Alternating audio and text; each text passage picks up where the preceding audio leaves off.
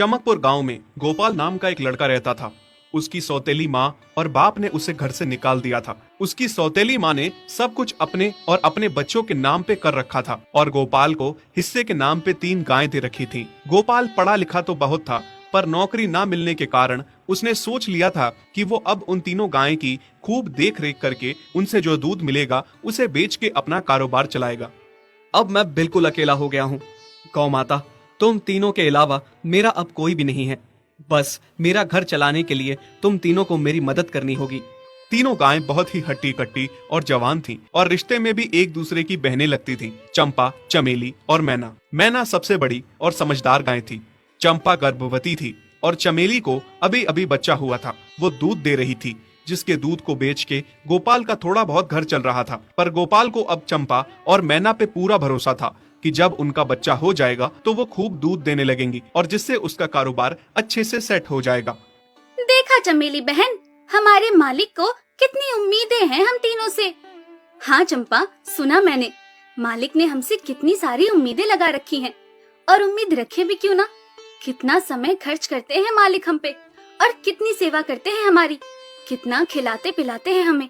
और फिर हम मालिक की उम्मीदों पे खरा ना उतरेंगी तो धिक्कार है हमारी जिंदगी पर। सही कह रही हो बहन तुम। चलो हम तो मालिक के लिए कुछ ना कुछ कर ही लेंगे। तुमने बच्चा दे दिया है, दूध भी दे रही हो, मैं भी गर्भवती हूँ। थोड़े दिनों में मैं भी बच्चे को जन्म दे दूंगी, फिर दूध भी देने लगूंगी। लेकिन इस मैना दीदी को देखो, हम दोनों से बड़ी हैं, एक बार भी बच्चा ना दे पाई आज तक। क्या इसका फर्ज नहीं बनता मालिक के लिए कुछ? ये तो बड़ी हैं, हमसे ज्यादा इसको मालिक के लिए करना चाहिए था, लेकिन हम छोटी होकर इतना सोच रहे हैं। तुम दोनों ऐसा क्यों कह रही हो? क्या गलत कह रहे हैं हम? सही तो कह रहे हैं। कितने सालों से बांझ पड़ी हो तुम। ऐसा कैसे कह सकती हो तुम? बच्चा देना ना देना मेरे हाथ में थोड़े ना है। मैं भी तो माँ बनना चाहती हूँ ना। मैं भी चाहती हूँ कि दूध दूँ और मालिक को मेरे दूध से कुछ फायदा हो। अरे तुम क्या बच्चा दोगी जो इतने सालों से नहीं दे पाई? तुम ये ख्वाब लेना बंद करो कि तुम बच्चा दोगी और तुम्हारे दूध से मालिक को कोई फायदा होगा। दोनों छोटी बहनें बड़ी बहन मैना की बेबसी का मजाक उड़ाती हैं और उस पे हंसती हैं। इस बात से मैना बहुत दुखी होती है और रोती है कि उसी की बहनें उसको दिलासा देने की बजाय उसे ताने मार रही हैं, उसका मजाक उड़ा रही हैं। फिर एक दिन गोपाल का पड़ोसी उससे कहता है, अरे गोपाल, तुम्हारी 2 गायें तो ठीक है, एक गाय का क्या है? उससे तुम्हें कोई फायदा नहीं है, बेच क्यों नहीं देते उसे?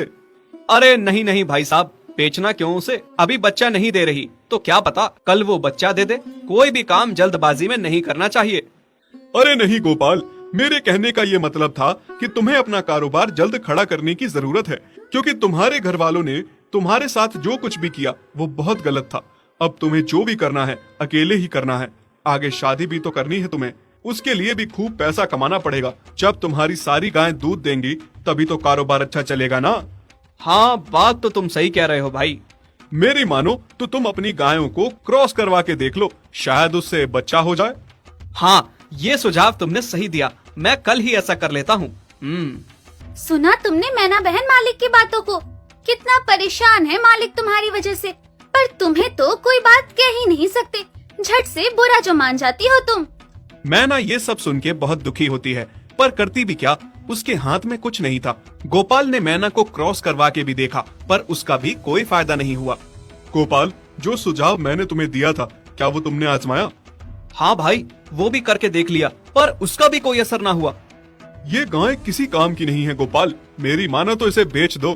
मैं सोच रहा हूँ एक बार फिर से क्रॉस करवा के देखता हूँ, शायद कोई बात बन जाए। देख लो, पर मुझे नहीं लगता।